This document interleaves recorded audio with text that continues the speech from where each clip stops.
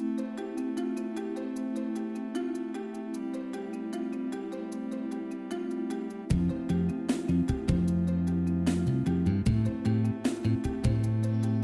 does in a nonprofit or a for-profit, in this instance, how do you stand out? How do you differentiate? And how do you get that loyalty with customers? That's what I want to talk about today, because that's why people give. Okay, and we're going to unpack that a little bit more. But first, human behavior. Why do we do the things that we do? You may recognize this. This is Maslow's hierarchy of needs. And it starts at the bottom and goes all the way up. You want to head towards self-esteem and self-actualization, right? But you need these basic needs first. You need physical needs, safety, and my favorite, personal favorite, love and belonging, right? Those to me are the three essentials. I break this down. Of course I want self-esteem, but really the basics are you need food, you need shelter, and you need love and belonging, okay? And that is where I don't sell food, I don't provide housing, but I as a nonprofit can give you this. I can give you this love and belonging, okay? Now, philanthropy, that's what we're here as an organization to do. It is come from the Greek word that directly translates to for the love of humankind, right? So philanthropy is the love of humankind. And this is where I'm at in my differentiator, is that love and belonging. So what does that mean in the context of giving? What is that differentiator? And I swear to you, this is the thing that I think is the key to unlock it all. For-profits or nonprofits, it is community. It is the feeling of inclusion. These three elements of community, right? These are really, really important, and all three are needed to create that community. One is inclusion, two is familiarity, and the three is that personal touch. What I mean by inclusion is everybody wants to feel a part of something. They want to feel included. They want to be on the inside, right?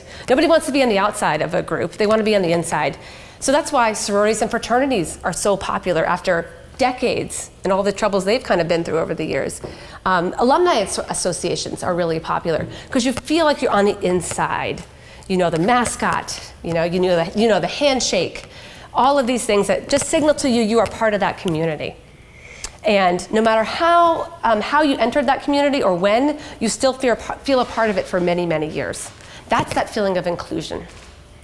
The second piece is familiarity. Familiarity is that shortcut that we all use to get to know each other just a little bit better. And you have to use those shortcuts. So you may assume things about me if I said I voted for Trump or I voted for Hillary, right?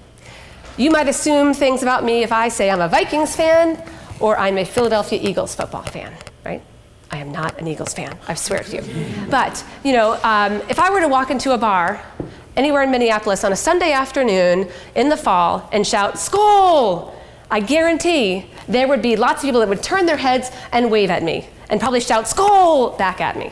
Or if they were wearing a purple jersey, I would know where to find my people, right? That's how you find your people. You know them by this sense of familiarity. And that to me is another piece of the community that you need are those little clues to get to know each other a little bit better just beyond the sense of belonging in the community, right? You take it from the university level where there's lots and lots of people, then you find a little bit more of your people, maybe you're Vikings fans within that, and you're starting to narrow down and find where you belong, right? The third piece is that personal touch, right? No matter what, you need to have the human interaction.